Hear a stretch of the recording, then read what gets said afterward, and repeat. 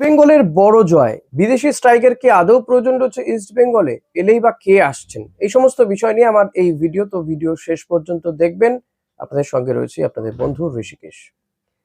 East বেঙ্গলে বিদেশি স্ট্রাইকারের কি সত্যিই আদৌ প্রয়োজন রয়েছে? কারণ ডেভিড বিশ্বরাজ যে পারফরমেন্স মেলে ধরলো বাংলা দলের বিরুদ্ধে, এরপর কিন্তু এই প্রশ্ন উঠে যাচ্ছে। হ্যাঁ, বাংলা দলের সাথে ইস্ট বেঙ্গলের একটা প্রস্তুতি ম্যাচ ছিল, সেখানে ইস্ট বেঙ্গল চারটে গোল করলো। ডেভিডের গোলে প্রথমে এগিয়ে যায়, তারপরে বিষ্ণু, তারপরে মহেশ এবং এডমুন লালরিন্ডিকা এরা গোল করে। চারটে গোল, মানে খুব ভালো লাগছে যে এমন তিনজন গোল করেছেন যারা ইস্ট বেঙ্গলের ভবিষ্যৎ, ডেভিড, বিষ্ণু এবং Edmund Lalrindika. Edmund Lalrindika east বেঙ্গলের জার্সিতে গোলই বোধহয় পাচ্ছিল না, গোল পায়নি। আমার তো অন্তত যে সমস্ত ম্যাচগুলো খেলেছে, সে ডুরান্ড হোক, আইএফএ শিল্ড হোক কিংবা সুপার কাপ হোক, আমি দেখিনি ওকে গোল করতে ইস্ট বেঙ্গলের জার্সিতে। তো এই এডমুন্ড কিন্তু ইন্টারকাশির হয়ে প্রচুর গোল করেছে, গোলে অ্যাসিস্টও ছিল। বাট ইস্ট বেঙ্গলে ভালো খেলছিল, গোলটা পাচ্ছিল না। যদিও এই ম্যাচটা একটা প্র্যাকটিস ম্যাচ, স্টিল আমি বলবো যে ইস্ট বেঙ্গলের জন্য শুভেচ্ছা এবং বাংলা দলের জন্য তো অতি অবশ্যই শুভেচ্ছা। বাংলা দল সন্তোষ ট্রফির অভিযান শুরু করছে 21 তারিখ থেকে। তার আগে তারা প্র্যাকটিস ম্যাচ খেলছে এবং এই বাংলা দলেও কিন্তু ইস্ট বেঙ্গলের বেশ কয়েকজন প্লেয়ার রয়েছে, সায়ন সহ আরো কয়েকজন প্লেয়ার রয়েছে। তো এদিকেও আমাদের নজর থাকবে। ইস্ট বেঙ্গলে যেটা ইস্ট বেঙ্গল কর্তাদের মধ্যে একাংশ চাইছেন যে বিদেশি স্ট্রাইকার না এনে এই ডেভিড, এডমুন লালরিন্ডিকা বা জেসিন টিকেদের উপরে ভরসা রাখতে। তো আমি তো বলবো সেটা কিন্তু খুব খারাপ হবে না, খুব মানে ভুলও হবে না এক্ষেত্রে দাঁড়িয়ে। কারণ কোটি কোটি টাকা দিয়ে বিদেশি স্ট্রাইকার এনে দেখা যাচ্ছে তারা গোল করতে পারছে না, চোট পেয়ে, বড় ম্যাচে চোট পেয়ে বসে যাচ্ছে। তার থেকে আমি বলবো যে বাকি 4-5 জন প্লেয়ার তো রয়েছে বিদেশি, ইস্ট বেঙ্গলের 4 জন তো রয়েছে, মাঝমাঠে 3 জন আর ডিফেন্সে 1 জন। এবং বিপিন বা নাওরে, মহেশ এরা তো গোল করতেও পারে, গোল করেও। প্রচুর ম্যাচ এমন হয়েছে যে কেভিন সিবেলে, আনোয়ার আলীরা গোল করে জিতিয়ে দিয়েছে ইস্ট বেঙ্গলকে। তারপরে এই 3 জন মাঝমাঠে স্তম্ভ এবং এদের সঙ্গে যদি ডেভিড, জেসিনদের একটা ভালো বোঝাপড়া তৈরি করা যেতে পারে, আমি বলবো ডেভিড কিন্তু নিঃসন্দেহে বড় প্লেয়ার হয়ে উঠতে পারে এবং তারকা, একটা তারকার পুনর্জন্ম এই কারণে বলবো কারণ মোহামেডানে যখন খেলছিল প্রচুর গোল করেছিল মোহামেডানের হয়ে আই লিগে। তো ডেভিডকে কিন্তু আবিষ্কার করা যেতে পারে এবং ডেভিড ভারতীয় দলের জন্য একটা সম্পদ হয়ে উঠতে পারে। যখন ভারতীয় দলের স্ট্রাইকারের একটা অভাব রয়েছে, এবছর কিন্তু এমন বহু টিমকে আমরা দেখবো যারা একজনও বিদেশি নিয়ে খেলবে না, যেমন মোহামেডান, যেমন চেন্নাই বোধহয় কোনো মানে বিদেশিকে খেলবে না, কেরালা ব্লাস্টার্স তারাও হয়তো খুব কম সংখ্যক বিদেশিদের নিয়ে খেলবে, কারণ ইতিমধ্যেই লুনা এবং নোয়া সাদুই তাদেরকে লোনে ছেড়ে দিয়েছে। তো বেশিরভাগ টিমই 3 জন, 2 জন, 4 জন বিদেশিদের নিয়ে খেলবে। একমাত্র মোহনবাগান হয়তো 6 জন বিদেশি নিয়ে খেলবে। তো ইস্ট বেঙ্গলের আমার তো মনে হয় যে ডেভিডরা যদি সত্যি ফর্মে থাকে এবং দারুণ খেলতে পারে, সেক্ষেত্রে ডেভিড, জেসিন বা ডেভিড, বিষ্ণুকেও খেলিয়ে দেওয়া যেতে পারে। নাওরেমও থাকলো, বিষ্ণুও থাকলো।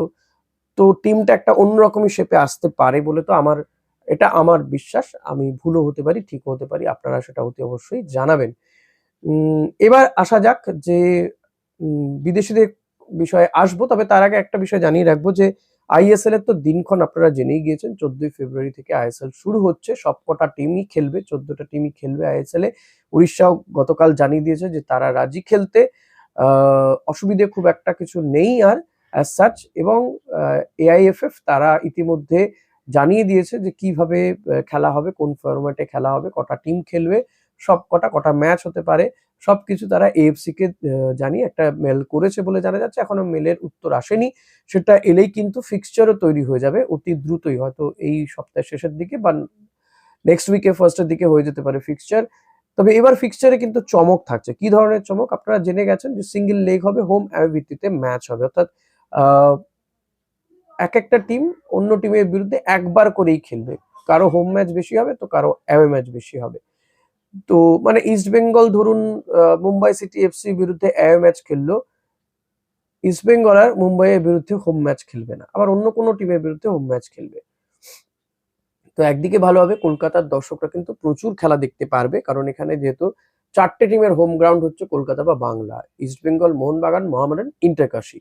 তো এটা খুব বড় পাওনা। ইন্টারকাশি তারা বারাসাত এবং কল্যাণী স্টেডিয়ামকে হোম গ্রাউন্ড দেখিয়েছে, ইস্ট বেঙ্গল, মোহনবাগান যুবভারতী ক্রীড়াঙ্গনকে হোম গ্রাউন্ড দেখিয়েছে, মোহামেডান দেখিয়েছে কিশোর ভারতী স্টেডিয়ামকে। ফলত এই ম্যাচগুলো অ্যাওয়ে হোক হোম হোক, কারো না কারো হোমই হবে।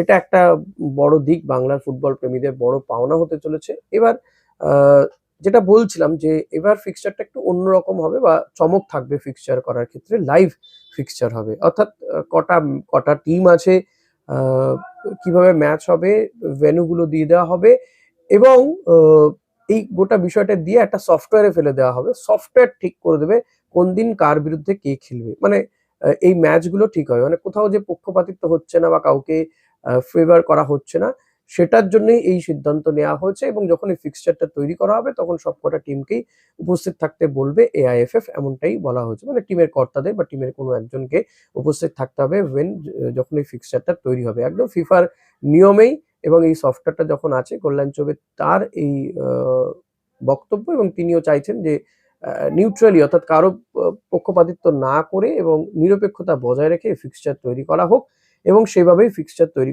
করা হবে বলে, যেটা আইএসএল এ প্রথমবার হতে চলেছে বলে জানা যাচ্ছে যে লাইভ ফিক্সচার। এটা খুব একটা ইন্টারেস্টিং বিষয় হতে চলেছে আমার মনে হয়।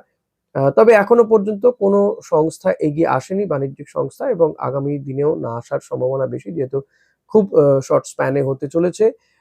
কোনো টিভি সত্ত্ব বা ওটিটি প্ল্যাটফর্মে এখনো পর্যন্ত জানা যাচ্ছে না, কারণ ওই সময়ে কিন্তু টি-টোয়েন্টি বিশ্বকাপও চলবে, টি-টোয়েন্টি ক্রিকেট বিশ্বকাপ চলবে ভারতে, শ্রীলঙ্কাতে। ফলত ম্যাচ কোথায় দেখাবে এটা নিয়ে একটা দোলাচল রয়েছে। কোথাও যদি না হয় কোনো বেসরকারি মাধ্যমে, তাহলে কিন্তু টিভি চ্যানেল হিসেবে ডিডি স্পোর্টস এবং অ্যাপে হয়তো এসএসইএন অ্যাপে দেখানো হতে পারে। এখনো পর্যন্ত এটাই কিন্তু কথা হয়ে রয়েছে।